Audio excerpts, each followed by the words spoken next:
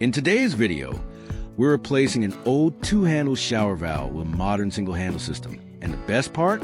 We're doing all the work from inside the shower. That's right, no access panel needed behind the wall. This method is perfect if you prefer a single-handle setup for a cleaner look, or your old shower system is leaking and the replacement parts, cartridges/stems, are no longer available. Hey everyone, let's jump in. Step 1. Remove old hardware. Start by removing the handles. Pop off the decorative caps. Unscrew the center Phillips screws. Pull the handles off. Next, remove the tub spout. Mine is a twist-off model, so after cutting to the silicone, I just twisted it off. Yours might have a small Allen screw underneath.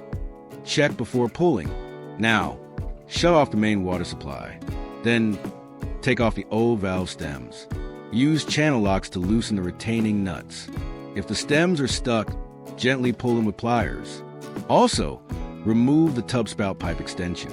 You'll need that out of the way for the new valve to go in. Lay down a towel or drop cloth in your tub to catch debris and avoid scratches. Step 2. Cut open the wall.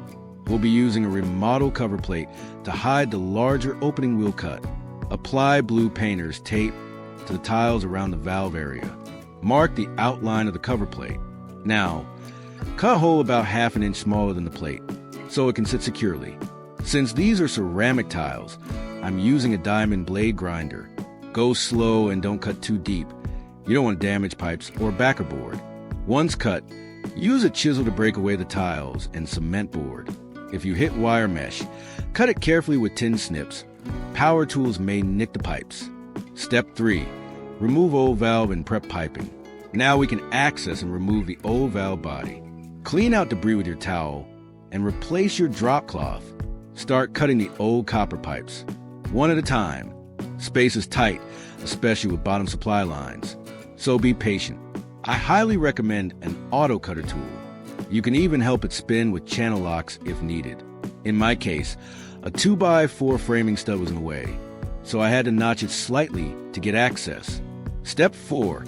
Fit and solder new valve. Now prep your copper pipes. Sand them well. Deburr each end for a good solder joint. Dry fit your new valve. Label each pipe hot, cold, up to shower, so you don't mix them up. Center the valve as best as you can inside the hole. In my case, tight space made this hard. I'll show you the result later.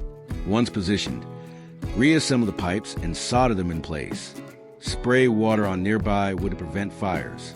Use a fire shield or aluminum foil if you're improvising. Solder one joint at a time.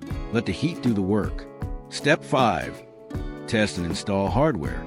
After soldering, reinsert the plastic holder, cartridge, and retaining nut into the valve. Now, turn the water main back on.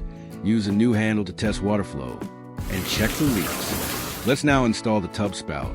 Mine uses an adapter that gets soldered onto the pipe. Cut the pipe to length. Manufacturer says it should stick out ½ an inch from the wall. Important: remove the O-ring before soldering or you'll melt it. Once soldered, install the tub spout by twisting it on. Step 6. Final assembly. Peel off the painter's tape and clean the tile surface. Mount the remodel cover plate. Reinstall your shower trim and attach the handle. Now for the final result. Well, I didn't quite get the valve centered, but in this situation, salvaging the tile was more important than getting a perfect center alignment. I also did meet the 8-inch minimum clearance for the tub spout, which the manufacturer recommends. Again, I was working within tight limits and trying to avoid major tile work. Still, it works, it's leak-free, and it looks a whole lot better than the old system. Let me know in the comments. Would you have used shark bite fittings instead of soldering? Maybe gone with PX? Cut the wall a little bigger for easier access? Don't forget to apply clear silicone around the plate and tub spout to keep water out. Thanks for watching. I hope you learned something today. Hit that like button, subscribe for more DIY plumbing fixes, and I'll see you in the next one.